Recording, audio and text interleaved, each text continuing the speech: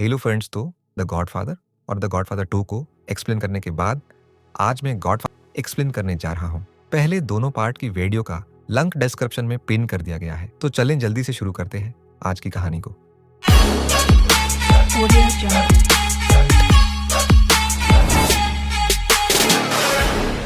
इस कहानी की शुरुआत माइकल कॉर्लिनियो से शुरू होती है, जो अब 60 साल का हो चुका है और दोबारा से अमेरिका के शहर न्यूयॉर्क में रह रहा है। माइकल ने गॉडफादर बनने के बाद बहुत से अपने करीबी और दूसरे लोगों मरवा चुका है, जिसमें इसका भाई फरीडो भी शामिल था।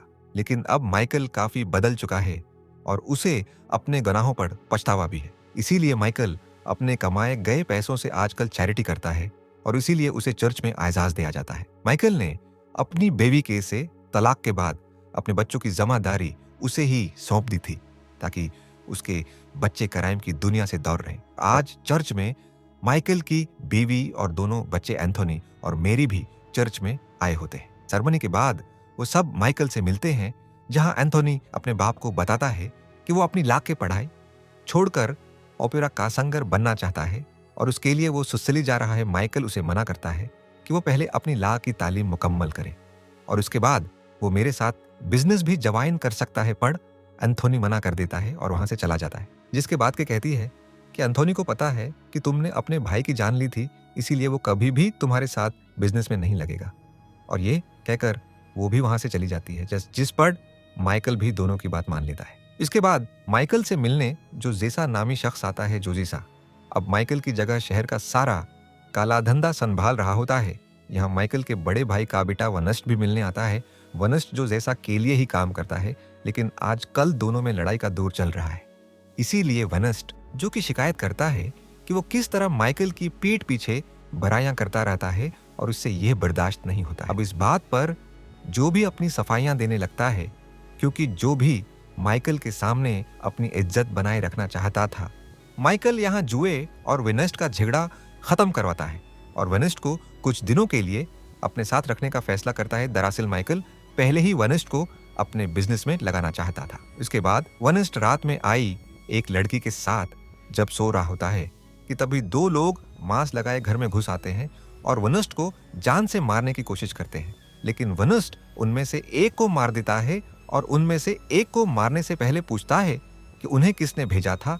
तब वह आदमी जुए जेसा का नाम बताता है। इसके बाद जब माइकल को इस वाकये का पता चलता है, तब वह वनस्ट से खुश नहीं होता, क्योंकि उसके मुताबिक दोनों आदमियों को वनस्ट जिंदा पकड़ सकता था और माइकल के पास ला सकता था, पर वनस्ट ने अपना नक्शा दिखाते हुए उन्हें मारना ही बेहतर समझा। इसके बाद माइकल की मुलाकात व्हाइट ओकन सिटी के पादरी से होती है, जिसके दोस्तों ने उसे धोखा दिया है और चर्च में $1 मिलियन की करप्शन की है। तो ये पादरी कहता है कि ये इल्जाम अब उसमें आएगा और इस मामले में उसे माइकल की मदद चाहिए, जिस पर माइकल यहाँ $600 मिलियन की डील की ऑफर करता है, मगर उसके बदले वो रियल कंपनी के शेयर चाहता है। रियल स्टेट एक ऐसी कंपनी है जिसके 25% शेयर चर्च के पास हैं, जिस पर पादरी भी माइकल की इस डील को फाइनल कर देता है। माइकल ये बात अपनी बेटी को बताता है और कहता है कि अब उसने सारे गलत धंधे छोड़ दिए हैं और वो ये सब अपने बच्चों के लिए ही कर रहा है। उसके बाद माइकल की मुलाकात डॉन ऑल्टोबेलो से होती है, जो माइकल से रियल एस्टेट कंपनी में अपनी हिस्सेदारी मांगता है, मगर माइकल उसे मना कर देता है, क्योंकि वो इस मामले में 100% लीगल लोगों को शामिल करना चाहता है। इसके बाद माइकल कमीशन के उन सारे लोगों के साथ एक मीटिंग रखता है जो कैसीनो बिजनेस में उसके पार्टनर थे और माइकल कैसीनो का बिजनेस बंद कर चुका है और आज प्रॉफिट के तहत वो उन सभी को उनका हिस्सा देना आया था। लेकिन माइकल यहाँ जो जैसा को कुछ नहीं देता है, जिस पर जैसा गुस्सा में आकर माइकल को अपना दुश्मन कहता है और वहां से चला जाता है। जैसा को जाते देख डॉन ऑल्टोबिलो भी उसे समझाने के लिए पीछे पीछे चला जाता है और उनके बाहर जाते ही एक हेलीकॉप्टर वहां आ जाता है और वो मीटिंग में सभी लोगों पर फायरिंग शुरू कर देता है, जिसमें ज्यादातर लोग मारे जाते हैं। लेकिन नस्ट माइकल को बचाकर घर ले आता है।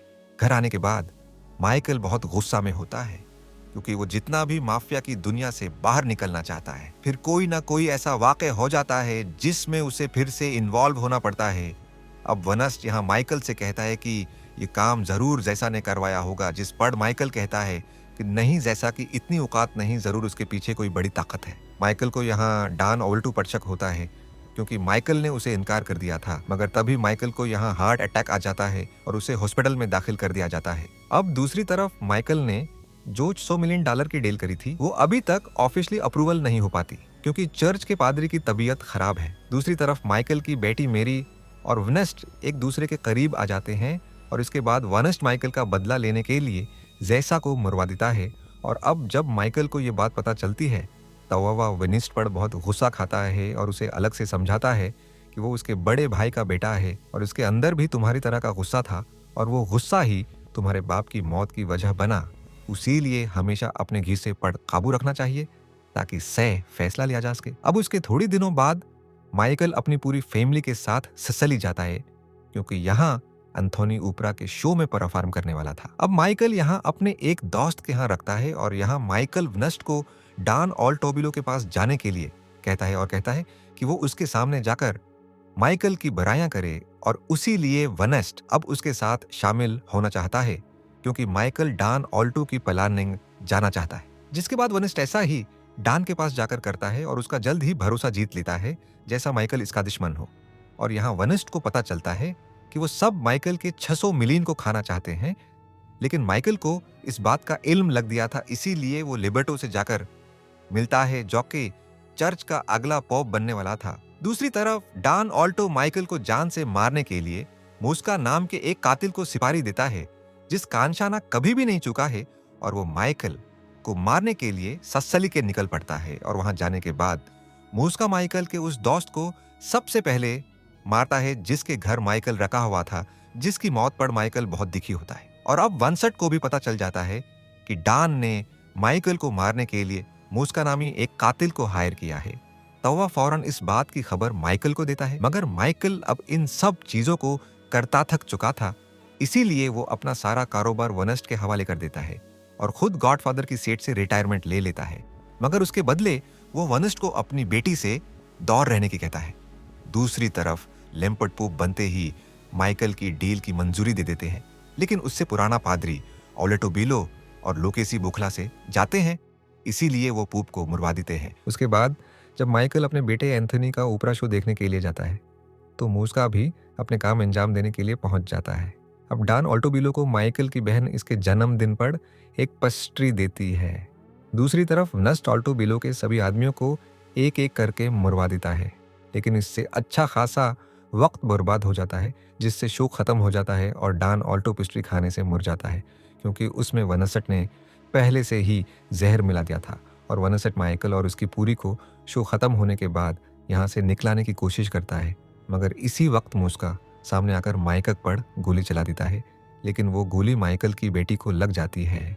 ये देखते ही वनेस्ट मूस्का पर भी गोलियां चला देता है, मगर मेरी इस हमले में मारी जाती है और माइकल अपनी बेटी की मौत पर धाड़े मार कर रोता है, क्योंकि आज इसकी वजह से उसकी इकलौती बेटी जान से हाथ धो बैठी थी। और अब माइकल काफी सालों बाद दिखाया जाता है, जहां वो आज बूढ़ा हो चुका था और अपनी बेटी की यादों के साथ इसकी भी वहीं मौत हो जाती है। और उसी के साथ ये कहानी यहीं पर खत्म हो जाती है।